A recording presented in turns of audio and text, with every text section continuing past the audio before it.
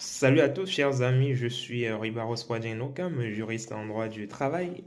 Alors, vous savez, récemment, il y a eu un décret qui est sorti et qui est venu, n'est-ce pas, modifier les nouvelles conditions d'obtention du passeport talent, notamment en ce qui concerne la rémunération des salariés titulaires de ce type de titre de séjour-là. Alors, suite à cette modification, il m'a été posé la question de savoir est-ce qu'il serait préférable pour un salarié, par exemple, qui vient d'obtenir un Master 2, le diplôme de master, voilà, justement, est-ce qu'il serait possible pour cet étudiant étranger-là de faire simplement un changement de statut d'étudiant à salarié, ou bien il serait préférable pour lui de faire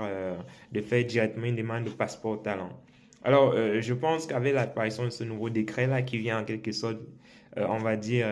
modifier les conditions d'octroi du passeport talent et qui viennent alléger, hein, parce qu'avant, il faut avoir ce passeport, il fallait avoir environ 43 000 euros et un peu plus pour bénéficier de ce passeport-là. Là, le décret vient aujourd'hui abaisser le seuil de rémunération pour permettre l'obtention de ce type de séjour-là. Aujourd'hui, on est à 35 891 euros par an. Donc, pour répondre à la question de cet étudiant, si vous avez un master, vous venez de sortir de l'école et que vous avez obtenu votre diplôme de master,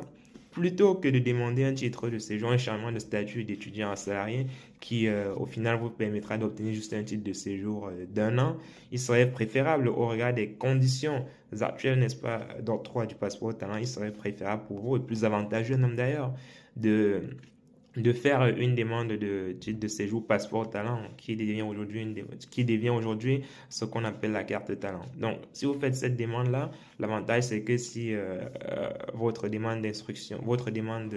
de titre de séjour passeport talent est validée par l'administration, vous aurez un titre de séjour et a une validité d'au moins 4 ans, donc un titre de séjour pluriannuel. Et avec ce titre de séjour-là, vous avez la possibilité de travailler, n'est-ce pas, dans tous les domaines en France. Vous avez la possibilité aussi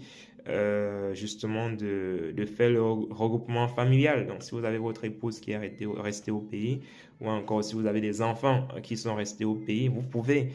déclencher, une fois après avoir obtenu votre titre de séjour, vous pouvez déclencher derrière une procédure de regroupement familial pour que votre femme, votre épouse, ainsi que vos enfants puissent venir vous retrouver en France. Vous voyez que dans ces conditions-là, il n'y a pas de photo entre une carte de séjour salarié et une carte de séjour passeport talent. Avec votre carte de séjour salarié, vous êtes obligé de travailler dans votre domaine d'études qui vous a permis d'obtenir ce diplôme-là. Donc, vous ne pouvez pas aller au-delà. Et il vous faut en plus ce qu'on appelle l'autorisation de travail si vous choisissez de faire une demande de changement de statut d'étudiant en salarié. Par contre, dans le cas, n'est-ce pas, d'un passeport talent, vous n'avez pas besoin de solliciter au préalable auprès de l'employeur, auprès de l'administration